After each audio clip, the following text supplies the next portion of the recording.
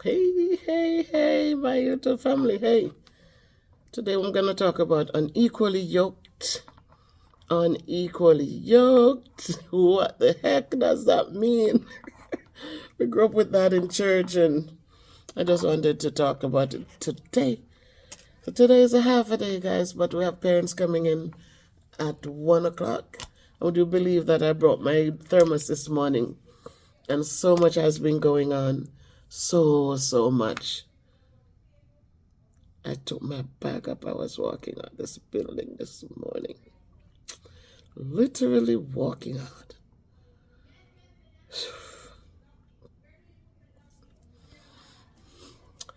But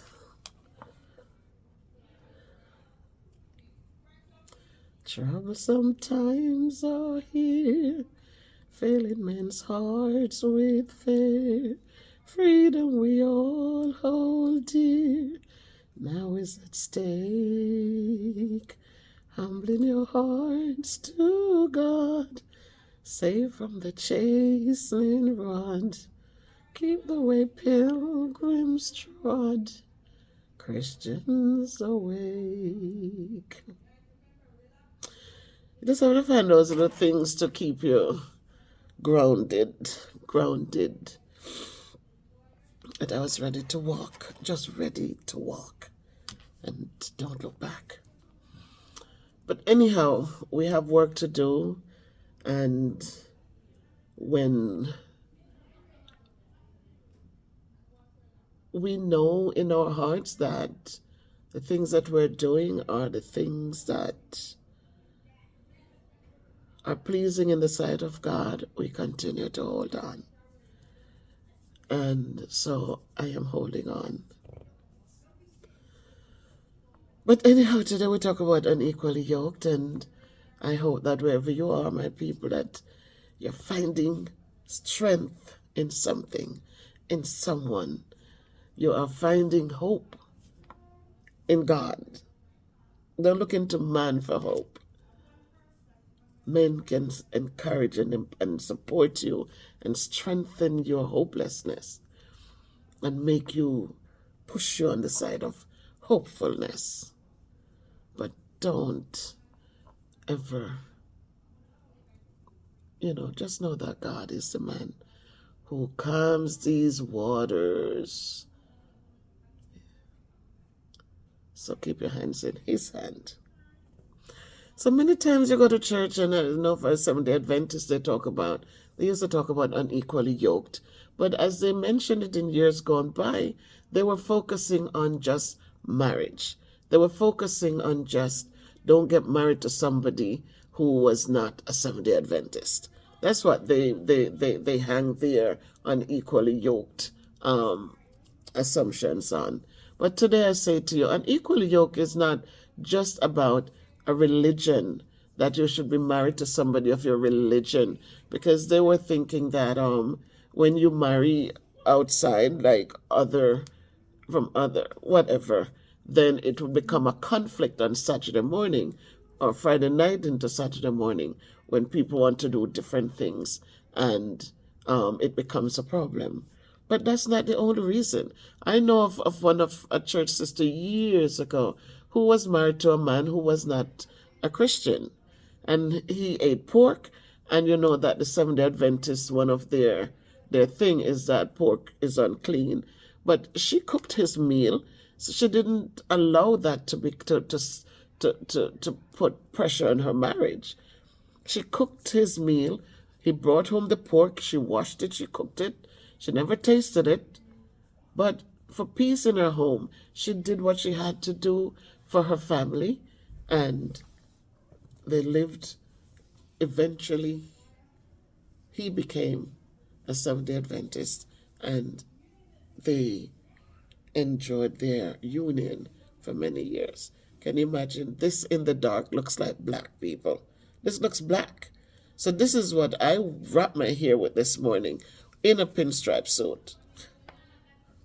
So when we talk about unequally yoked, let us not just focus on religion, but let us understand too that when we are married and we We know that people have a different educational standard, and we have our degrees and we have our this and that.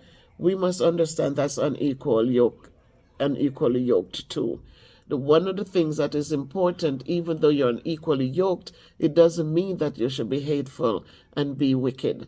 A lot of people who became unequally yoked is because that same person who can read and write worked hard and helped them to get through to a college or to get an higher education.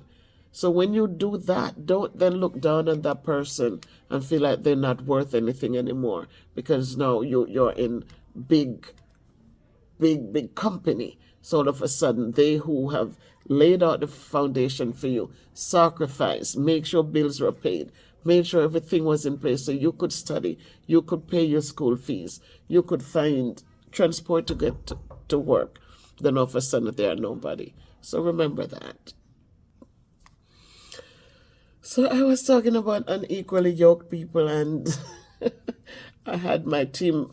The team came in because something happened to them. I wrote an email, and so people have been coming in too.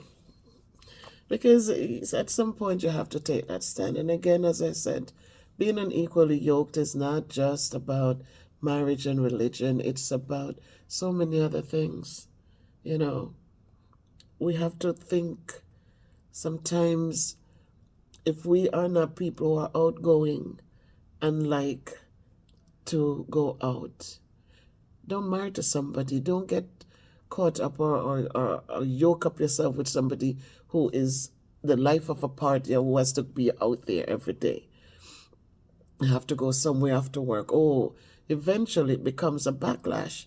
Because when you want them to stop, they're not going to stop. Don't unequally yoke yourself with people who drink and you're not a drinker, because eventually it's going to get to your nerves. So being unequally yoked, it takes a lot of things. It's a lot of things.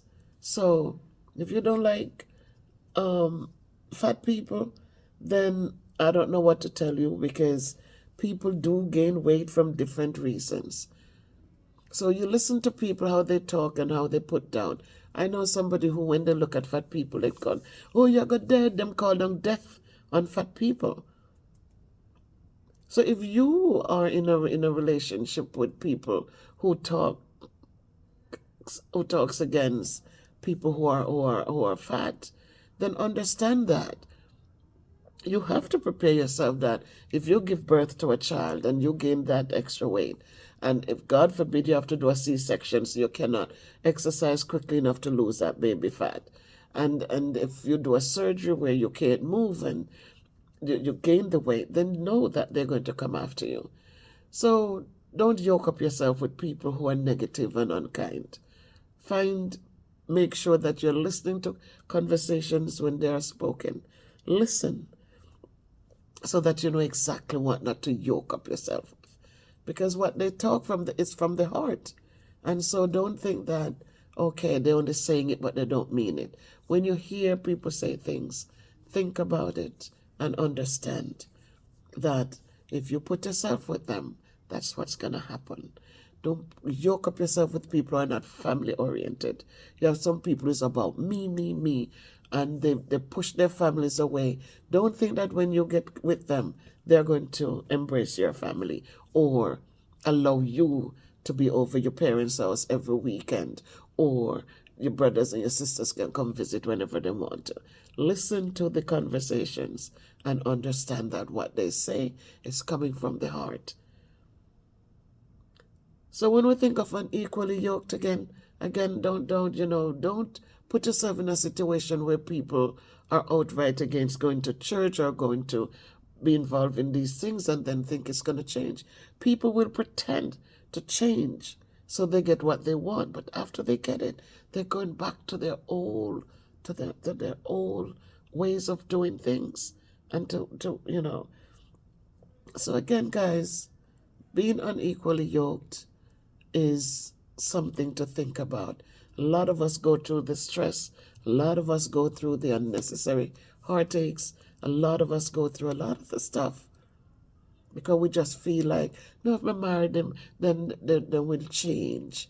or we look at just what we can get, and that's what we yoke up on. We don't look at all the other ugly things. So anything you yoke yourself to, that's what you have to look at, the outcome from what you yoke yourself to.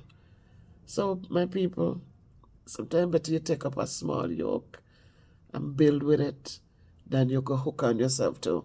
These people, sometimes you think that, oh, well, I have my education, I have my degrees, I need somebody in the same category. And you yoke up yourself with some people who have them degrees, but they're full of ego. They're so self-centered.